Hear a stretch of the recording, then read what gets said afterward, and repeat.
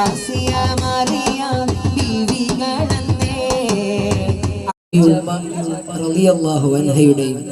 ദാമ്പത്യ ജീവിതം എന്ന് പറയുന്നത് ഏത് കാലത്തുള്ള മുസ്ലിമിനും മാതൃകയാക്കാൻ പറ്റാവുന്ന രീതിയിലുള്ള വല്ലാത്ത ദാമ്പത്യ ജീവിതമായിരുന്നു.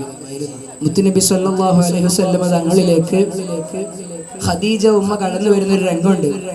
മക്കത്തെ വലിയ രാജാത്തിയായി വാണിരുന്ന സമയത്താണ് ഖദീജ ഉമ്മ മുത്തുനബിയിലേക്ക് കടന്നു വരുന്നത്. അങ്ങനെ കടന്നു വരാനുള്ള കാരണം എന്തായിരുന്നു എന്ന് ചോദിച്ചാൽ മുത്തുനബിയുടെ വല്ലാത്ത വിശ്വസ്തതയും സത്യസന്ധതയും നിറഞ്ഞ ആ വല്ലാത്ത ജീവിതമായിരുന്നു.